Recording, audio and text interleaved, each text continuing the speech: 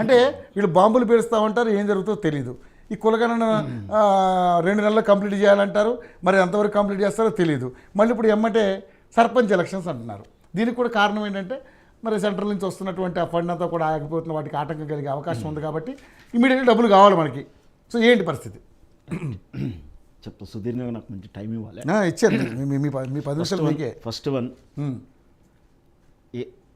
As యూజువల్గా చెప్పేటంటే ఈ రాష్ట్రంలో ప్రశ్నించే గొంతుకుల మీద అరెస్టులు చేస్తూ ఉన్నారు. ఓకే. నిన్న మా సనుంగ మిత్రుడు జర్నలిస్టు విఆర్ ఛానల్ రంజిత్ రెడ్డిని అమానుషంగా అరెస్ట్ చేసిన తీరు చూసాం. వాళ్ళు ఏదైతే సెక్షన్స్ పెడుతున్నారో సుప్రీంకోర్టు గైడ్ లైన్ ఉన్నా కూడా భయాందోళన గురి చేయాలి, వ్యక్తులని ఏదో ఒత్తిడి చేయాలని అనుకుంటున్నారు. ఇట్లా అనవసరంగా కేసులు పెడతా ఉన్నారు. ఈ కేసులు పెట్టే విధానాన్ని ముఖ్యంగా సోషల్ మీడియాలో కామెంట్ చేసే కామెంటర్ విధానం వేరు, వాళ్ళకు కూడా భావ స్వేచ్ఛ ఉంది. ప్లస్ ఇక్కడ జర్నలిస్టుల మీద ప్రశ్నించే గొంతుల మీద ఈ విధంగా చేయడానికి ఆన్లైన్ జర్నలిస్ట్ యూనియన్ తరఫున స్టేట్ యూనియన్ సెక్రటరీ తరఫున నేను ఖండిస్తూ ఉన్నాను. ఇంకొక ఛానల్ మీరు ఇప్పుడు మాట్లాడే హక్కు ఉంది కదా అని ఏది పడుతుంది, ఏం మాట్లాడారు సీఎంను పట్టుకుని అనకూడదు, ఎవరినైనా అనకూడదు. నేను చెప్తాను, ఆయన పెట్టిన కేసులు అది ఉదాహరించాలి కదా, అది లేదు. కేసులో వాళ్ళు చెప్పిన కేసులో కానీ పురాపురాల్లో చార్జ్ షీట్లో అది ఉండాలి, లేదు. ఆయన మాత్రం తొండలు. సరే, కేసు నేపథ్యం అది, ఎవరు మాట్లాడకూడదు.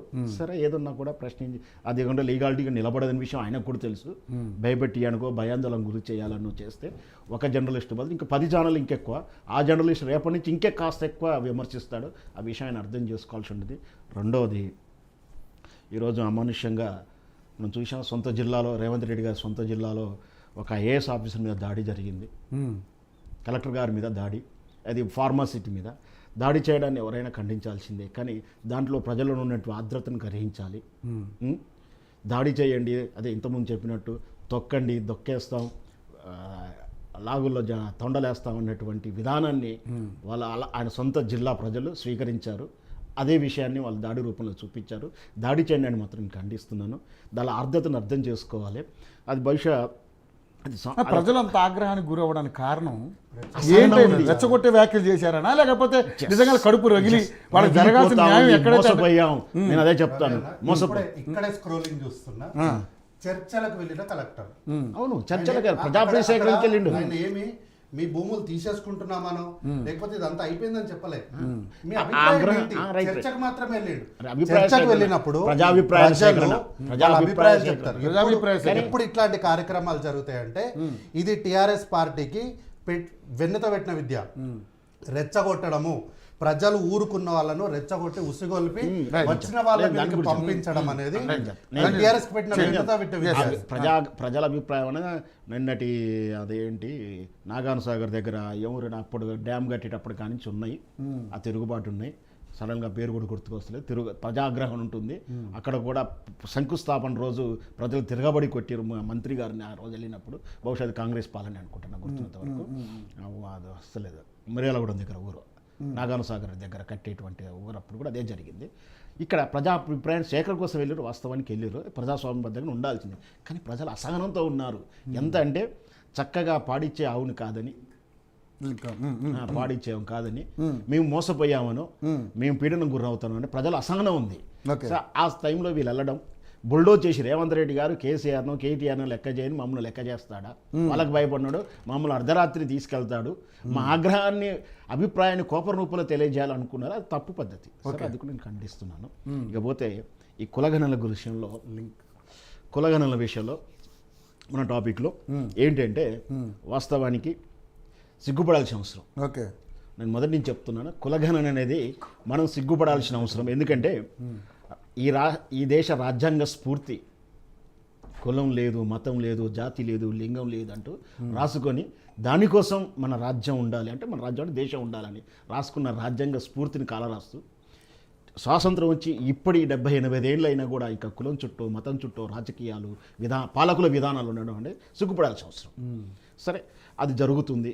ఇంకా రెండవ సిగ్గుపడాల్సిన విషయం ఏంటంటే కుల మత భేదం లేదు, వర్గభేదం లేదు అని చెప్పాల్సిన టీచర్లతోటే ఇంటికి వెళ్ళి నీ కులం ఏంది మతం ఏంది అడిగిస్తున్న విధానాన్ని ఖచ్చితంగా ఖండిస్తున్నా. విద్యాభివృద్ధులు నేర్పే టీచర్లతోటి కులం లేదు, మన కుల మధ్య వ్యత్యాసం ఉండకూడదు, మతాల మధ్య ఉండొద్దు, వర్గాల మధ్య ఉన్నటువంటి విధానం టీచర్లతోటి అంటే అదే కదా మరి అది టీచర్లతో చేయిస్తున్నారు. టీచర్లు ఎవరు? ప్రైమరీ టీచర్లు ఉంటే కౌమారి బాల్య దశలో ఉన్న 9-10 ఏళ్ళ పిల్లల్లో ఇంజెక్షన్ చేసేటువంటి టీచర్లు వాళ్ళు. అంటే ఆలోచన ఇంకా పెరగని విద్యార్థులతోటి బోధన చేసేటువంటి టీచర్లతోటే కులాల గురించి మతాల గురించి సేకరణ చేస్తున్నారు. అది సిగ్గుపడాల్సిన అవసరం. ఒకవేళ నేనైతే రిజెక్ట్ చేసేవాడిని టీచర్ని అయితే. ఇది ఒకటి. ఇకపోతే ఇక స్థానిక సంస్థలు, కుల విధానం, లెక్కలు మీరందరూ అనుకున్నట్టు మన ఈరోజు పొంగులేటి శ్రీనివాసరావు అన్నట్టు ఇవి ఎన్నికలకు ఈ కులగణనకు లింకు లేదు. అది రేవంత్ రెడ్డి కూడా తెలుసు. ఇది అయ్యేది కాదు, పోయేది కాదని. ఖచ్చితంగా అవ్వదని కూడా నేను చెప్తున్నాను. అలా కావాలని చేసినా కూడా కాదు. ఈ కులగణన అనేది చాలా లోపభూయితమైనటువంటి విధానం ఉంది, చట్ట పరిధిలో లేకుండా ఉంది. ఖచ్చితంగా ఈ రేపు కులగణన చేసిన తర్వాత రిపోర్ట్స్ మీద ఖచ్చితంగా కేసులు అవుతాయి. చెడుద్దేశంతో, దురుద్దేశంతో, స్వార్థ ప్రయోజనాలతో తయారు చేసిన క్వశ్చనర్స్ ఉంది. ఈ విధానం వల్లనే ఖచ్చితంగా రేపొద్దున దీని సమగ్రమైనటువంటి విధానం ఏదున్నా కూడా దీన్ని క్రెడిబిలిటీ లేనటువంటి రిపోర్ట్స్ వస్తుంది. అంటే నమ్మదగింది. ఉదాహరణకి వెనుల్లో రేపొద్దున ఒక సంచార జాతో, ఇంకో జాతో, లేదా ఒక కులం వాళ్ళ ఇంతమంది అని రిపోర్ట్ ఇస్తుంది కదా ఈ కులగణన. ఒక కులం వాళ్ళు మేము 70,000 మంది ఉన్నాం ఉదాహరణ అనుకుంటే, వీళ్ళు 50,000 మంది చెప్పారు ఈ సమగ్రం సర్వే చేయలేదు, ఈ రిజల్ట్ తప్పని ఎవరైనా కేసు వెళ్తే ఆ వెళ్ళే వాళ్ళు ఎస్టీని వాళ్ళు అయితే ఇంకా కేసు బలంగా ఉంటుంది ఈ రిపోర్ట్ చేయడానికి. కానీ దీన్ని క్రెడిబిలిటీ తీసుకోవడానికి వీలు లేదు. ఇకపోతే రెండవ ప్రాణమైనటువంటి ఆరోపణలు ఏంటంటే రాజకీయ వివరాలు అడుగుతున్నారు. అంటే రేపు పొద్దున ఓటర్ లిస్టులో పేరు తీయడానిక నీకు చెప్పాల్సి ఇక్కడ రూల్ ఏముందంటే ఐచ్ఛికం, నువ్వు చెప్పాల్సిన అవసరం లేదు. అంటే అన్నున్నారు అన్నగారు ఉన్నారు. ఇప్పుడు ఈయన ఏమిటంటే గౌతమ్ గారు అంటారు. ఏం గౌతమ్ గారు అంటే నేను ఆయన ఏదో చెప్పాలి, జిల్లా ప్రెసిడెంట్ అని చెప్పాలి. కానీ చెప్పేటప్పుడు అలా చెప్పడు కదా, టీఆర్ఎస్ జిల్లా ప్రతినిధి అని చెప్తాడు. అయిపోయింది, ఆ ఇల్లు టీఆర్ఎస్ ఇల్లు అని. ఆయన నేను కాంగ్రెస్ కార్యకర్తని, కాంగ్రెస్ ప్రచారకర్తని ఏదో చెప్తాడు. అయిపోయింది, అది కాంగ్రెస్ కార్యకర్త ఇల్లు అని. అంటే మీ పార్టీ కండువలు ఉన్న వాళ్ళు ఇల్లు ఏంటి, పార్టీ కండువలు లేని ఇల్లు ఏంటి అంటే రేపు ఓటర్ లిస్టుల నుంచి పేరు తీసేస్తారా? రేపు పథకాల అర్హత నేను తెలియజేస్తుందా? ఏమిటికి అసలు అనేక రకాలైన ఆరోపణలు వస్తున్నాయి, దాంట్లో వస్తున్నాయి అనుమానాలు, దాని ఉద్దేశాలు కూడా వస్తున్నాయి. నీ కోర్టు ఇచ్చింది ఏంది? కులసరణ చేయమన్నది. కానీ కులగణన అనేది కేవలం సర్పంచ్ ఎన్నికల కోసమేనా లేకపోతే స్థానిక సంస్థల ఎన్నికలు? అసలు కులగణనకు సర్పంచ్ ఎన్నికల సంబంధమే లేదు. కులగణన సర్పంచ్ ఎన్నికలో గెలుస్తామని అంటే అపోహ. బీసీలు ప్రజల్లో ఇప్పుడు బీసీల నినాదం ఉంది. బీసీలు మాకేదో న్యాయం జరగాలి, మా న్యాయంలో పర్సంటేజ్ జరుగుతుంది. పాత రిజర్వేషన్లతో పంచాయతీ ఎన్నికలకి నిర్వహిస్తే ఇక్కడ బీసీలకి అన్యాయం జరుగుతుంది అనేది కదా నేను చెప్తాను. కొత్తగా అన్యాయం జరుగుతుందా? ఇప్పుడే జరుగుతుందా? వీళ్ళకి ఏదో బెనిఫిట్ కావాలనుకుంటున్నారు కరెక్టే. బీసీలకు కావాలని వీళ్ళ వాంటింగ్ ఉంది కాబట్టి సరే, తర్వాత పెరుగుతుందా పెరగదని వేరే విషయం. ఒకవేళ కులగణలో బీసీలకే తక్కువ అవుతుండొచ్చు. మరి వీళ్ళు అడుగుతున్నటువంటి జనాభా లెక్కలు చూస్తే రేపు లెక్కల ప్రకారం తెలుస్తుంది కదా.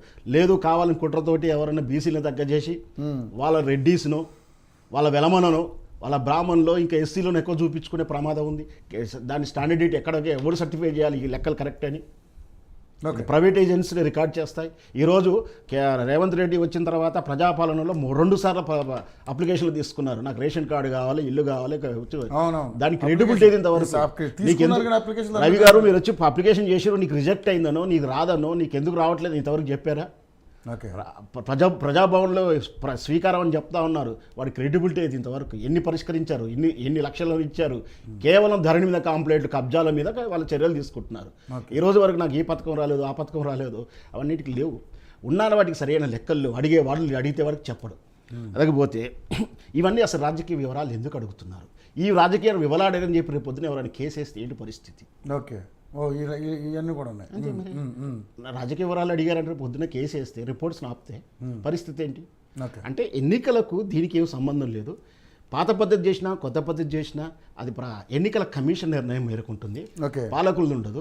డిసెంబర్లో ఎన్నికలు జరపాలన్నా, నవంబర్లో ఎన్నికలు చెప్పాలన్నా, జనవరిలో చెప్పాలని ఎన్నికల కమిషన్ చెప్పాలి. పొంగులేటి శ్రీనివాసరెడ్డి చెప్పొద్దు. మరి ఎందుకు చెప్తున్నాడు? సో అయితే బీసీలకు వచ్చే నష్టమే లేదంటారు పాత రిజర్వేషన్లు కంటిన్యూ చేస్తే. వాళ్ళ అపోహ ఉంది, ప్రజల్లో అపోహ ఉంది. ఓకే. వాళ్ళని పోలరైజ్ చేసుకోవడానికి, వాళ్ళ ఓట్లు పోలరైజ్ చేసుకోవడానికి బీసీలు చేస్తామంటున్నారు. ఓకే. ఓకే, మరి బీసీలకు న్యాయం ఎక్కడి నుంచి చేస్తారు?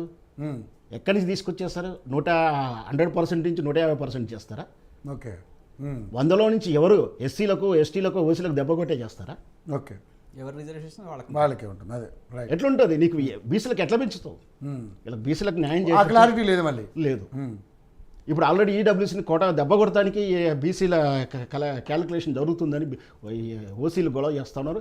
ఎవరో జైలో అదే మళ్ళీ మన తీర్మానం మళ్ళీ చెప్తా ఉన్నాడు, ఈజీడబ్ల్యూసీ తోటి బీసీలు అన్యాయం అయిపోతున్నాయి అంటే ఈడబ్ల్యూసీని దెబ్బ కొడతానిక. ఇవన్నీ జటిలమైన సమస్యలతోటి ఉంటే రేపు పొద్దున ఈ సర్వే 600 కోట్లు 700 కోట్లు పెట్టే సర్వే జీరో ప్రజాధనం. ఓకే. అయితే ఇక్కడ ఏంటి అంటే ఎన్నికలకు దానికి సంబంధం లేదు, చేసే దమ్ము లేదు రేవంత్ రెడ్డికి అసలు. ముఖ్యంగా నో ఎన్నికల కోసం పోతే ఈరోజు ఆయన సొంత జిల్లాలో ఏం జరిగిందో అది జరుగుతుంది ఆయనకు తెలుసు. ఆయన సెక్యూరిటీనో పార్టీ కార్యక్రమం తీసుకెళ్ళి సెక్యూరిటీ పక్క పెట్టి ఒక 5 నిమిషాలు పోమని గెలిచే దమ్ము లేదు, ప్రజలను ఎదుర్కొనే దమ్ము లేదు. కాబట్టి ఇది కేసుల పేరు మీద కాలనేప చేద్దాము, మేము చేస్తానికి సిద్ధంగా ఉన్నాం. ఆ రోజు పొంగులేరు శ్రీనివాసరెడ్డి చెప్పిండు, నిన్న రేపు చెప్తా ఎల్లుండి చెప్తా అంటానికి పనికి వస్తాయి తప్పించి ఆయనకి ఎన్నికలకు వెళ్తే వ్యతిరేక ఫలితాలు వస్తాయి, సీటు కింద ఎసరు వస్తుంది తెలుసు. కాబట్టి ఇదేదో డ్రామాలు ఆడటానికి తప్పించి జనాన్ని సో దీని మీద కొన్ని రోజులు డిస్కషన్ నడవాలి కాబట్టి ఇలాంటి ప్రకటనలు చేస్తున్నారంట. అంతే. అది అంతే తప్ప దీనివల్ల ఒరిగేది ఏం లేదు. రోజు ఒక చర్చ జరగాలి, వాళ్ళని కాన్సన్ట్రేట్, వాళ్ళ మీద ప్రశ్న వేయకుండా ఈ ప్రశ్నలతోటి మనం చర్చలు చేసుకోవాలి, పథకాల గురించి కోసం కాదు వాళ్ళకు. సో దాన్ని టైం పాస్ చేయడానికి మాత్రమే ఇది ఆడుతున్న డ్రామా. Okay right. కేటీఆర్ గారు ఢిల్లీ వెళ్ళారు ఇవాళ. సో ఎందుకు వెళ్ళారు అంటే మీ మంత్రులు చాలామంది ఏం మాట్లాడతారంటే మోడీ గారు కాళ్ళు పట్టుకుని ఏదో కేసు నుంచి మమ్మల్ని బయటపడేయండి, నన్ను అరెస్టులు ఆపండి అని చెప్పేసి అని